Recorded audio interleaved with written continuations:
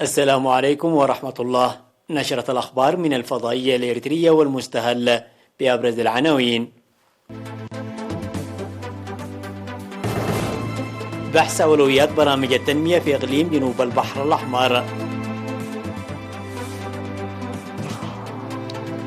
بدأ خدمات الهاتف النقال في منصورة. مكافحة الأمراض المعدية في عد فكاي.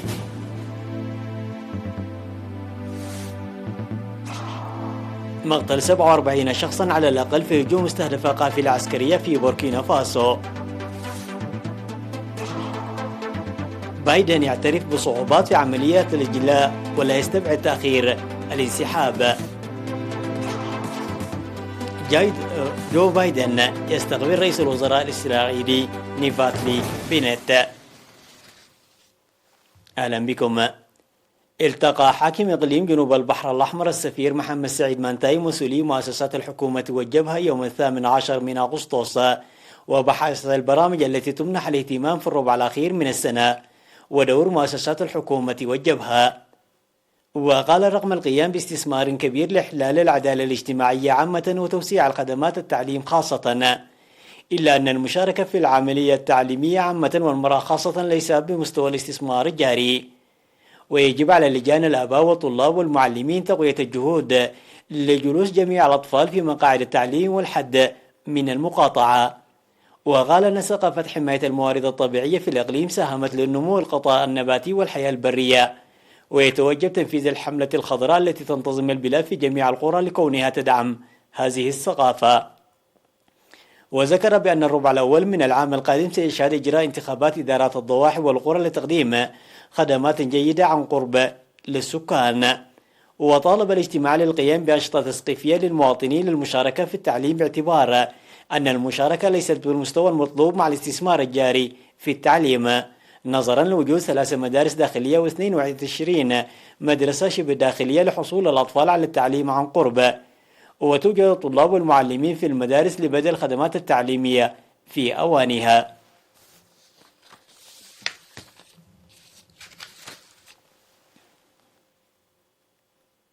بدأت في مديرية منصورة خدمات الاتصال بالهاتف النقال.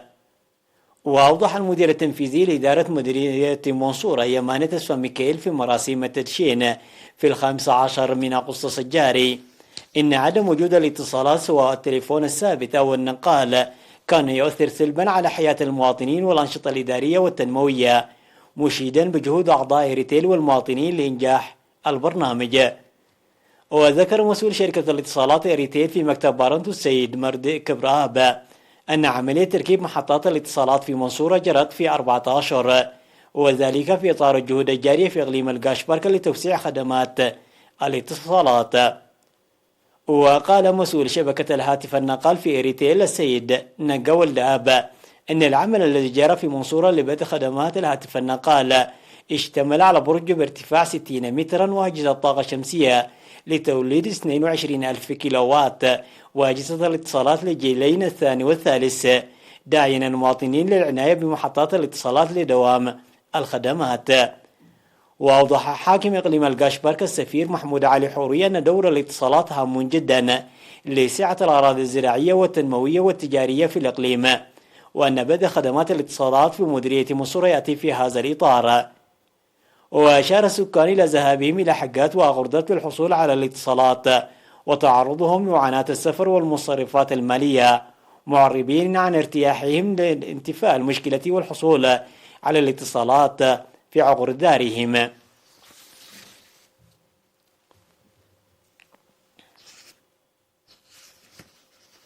إعلام من وزارة الصحة. أعلنت وزارة الصحة أن الفحوصات المخبرية التي جرت اليوم 19 من أغسطس في مراكز العزل في إقليمي القاشبركة والأوسط أظهرت إصابة 7 مواطنين بفيروس كورونا. وظهرت 5 من الإصابات في إقليم القاشبركة، 3 منها في قرمايكا، وإصابتان في أديبرا، وإصابتان في أسمرة بالإقليم الأوسط. في غضون ذلك شفي 5 مرضى كورونا، 4 من إقليم شمال البحر الأحمر و1 من الإقليم الأوسط. وبهذا بلغ عدد المصابين بفيروس كورونا في البلاد حتى الآن 6618، شفي منهم 6551، وتوفي 37 مريض كورونا، فيما لا يزال 30 مريض يتلقون العلاج في المستشفيات. وزارة الصحة 19 من أغسطس لعام 2021.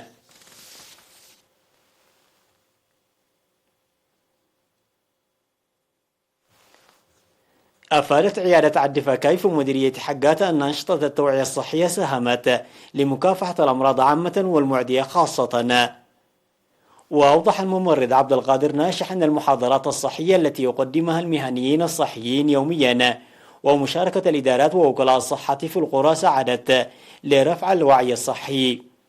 وقال أن العيادة تقدم الخدمات لقرى عد فاكاي وعد سليم وعد جاي وعد جابون عنا ومانا والمرضى القادمين من بعض أجزاء ضواحي عدردة وحركوك وإنجلي وبادوب وعد محمود. وذكر أن قرى في انتظار الحوامل وخط المياه والطاقة الشمسية جزئية له إسهام كبير في عملهم، وأن ارتفاع الولادة في العيادة وتوسع إصحاح البيئة نتاج الوعي الصحي. وأوضح المواطنون أن التوعية الصحية التي يقوم بها الكادر الصحي إلى جانب الخدمات الصحية تعمل لضمان الصحة العامة، منادين لتجديد البنى التحتية وسد نواقص عيادة دعروتاي.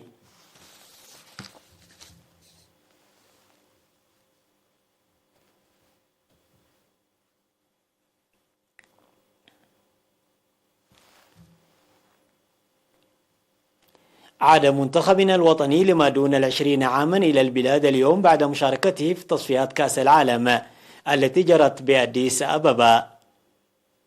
وخاض منتخبنا الوطني تحت سن 20 عاما مباراتين مع جوبتي يومي 15 و18، وفاز بالمباراتين ب3 أهداف مقابل هدف والثلاثية النظيفة بمجموع 6 أهداف مقابل هدف في المباراتين. وستكون المباراة القادمة لمنتخب سيدات إريتريا دون 20 عاما مع منتخب سيدات تنزانيا، وسيتم الإعلان عن موعد المباراة من الفيفا يومي السبت والأحد القادمين بعد انتهاء التصفيات.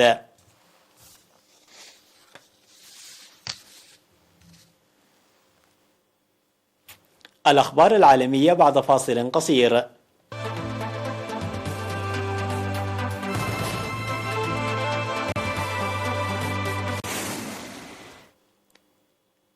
ذكرت وزارة الاتصال في بوركينا فاسو أن 47 شخصا على الأقل بينهم 30 مدنيا و14 جنديا و3 عناصر في قوة الرديفة للجيش قتلوا في هجوم يعتقد أن جهاديون قاموا بتنفيذه استهدف قافلة عسكرية كانت تواكب مدنيين في شمال البلاد. وأعلنت وزارة الاتصالات أن قافلة مختلطة تضم مدنيين وعناصر من قوات الدفاع والأمن ومتطوعين للدفاع عن الوطن استهدفت بهجوم إرهابي على بعد 25 كيلومترا من غوراداخي. قتل خلالها 30 مدنيا و14 عسكريا و3 متطوعين للدفاع عن الوطن. الجدير بالذكر بأن وزارة الدفاع في بوركينا فاسو قد قالت أوائل هذا الشهر أن جماعة مسلحة شنت هجمات في شمال البلاد وقتلت 11 مدنيا و15 جنديا و4 من أفراد ميليشيا مدنية تدعمها الحكومة. وتواجه بوركينا فاسو لا سيما مناطقها الشمالية والشرقية هجمات عنيفة منذ العام 2015 والتي خلفت أكثر من 1500 قتيل وأجبرت ما يقارب من 1.5 مليون شخص على الفرار من منازلهم. قال الرئيس الأمريكي جو بايدن أن عمليات الإجلام في أفغانستان تواجه صعوبات غير مستبعد أن تضطر قوات بلاده إلى البقاء في أفغانستان لما بعد الموعد النهائي المقرر لانسحابها في 31 من أغسطس إذا ما تطلب إجلاء جميع الأمريكيين من هذا البلد. الخميس تواصلت عمليات الإجلاء في كابول التي سقطت في أيدي حركة طالبان. وفي مقابلة مع شبكة IBC قال بايدن أن طالبان تسهل إجلاء الأمريكيين والأجانب من كابول، لكن قواته تواجه صعوبات في إخراج المواطنين الأفغان الذين تعاونوا معه ويريدون الفرار من بلدهم بعد سقوطها بأيدي الحركة الإسلامية. وفيما يخص سقوط البلاد عبر بايدن عن إصابته بالذهول من الانهيار السريع للحكومة الأفغانية وجيشها بعد كل ما قدمته لهم الولايات المتحدة، معتبرا نفس الوقت أن حدوث فوضى في أفغانستان كانت أمرا لا مفر منه بعد الانسحاب الأمريكي. من جهتها أعلنت الأمم المتحدة أنها بدأت في إجلاء قسم من موظفيها في أفغانستان في وقت يحاول فيه المئات من طالبي اللجوء الأفغان الفرار.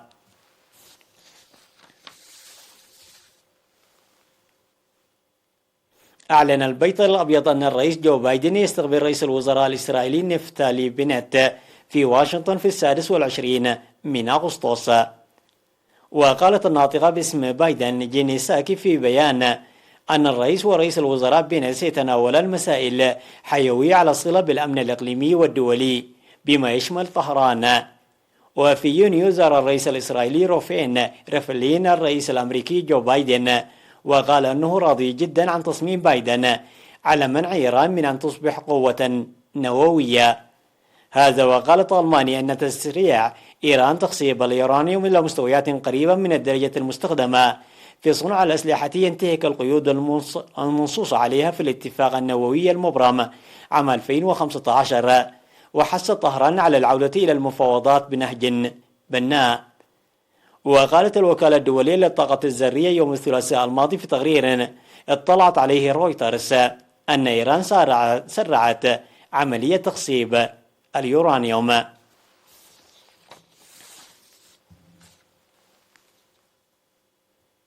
ضربت فيضانات وانهيارات طينية شديدة أجزاء من النمسا وجنوب ألمانيا، ما تسبب في جرف قطار في سلوسبورغ وترك 70 شخصا عالقين في سياراتهم.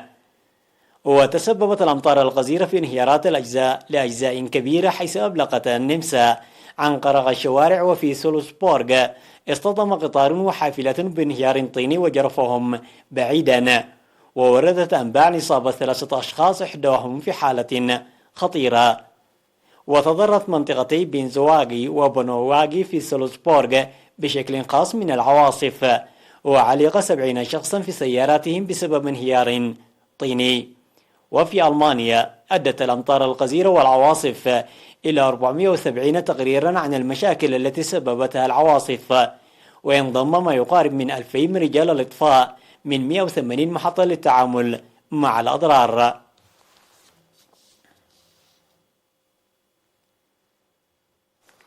وقبل الختام تذكير بعناوين الأخبار.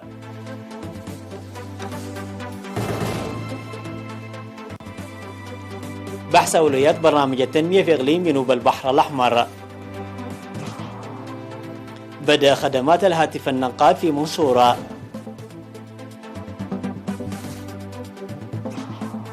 مكافحة الأمراض المعدية في عد فكاي.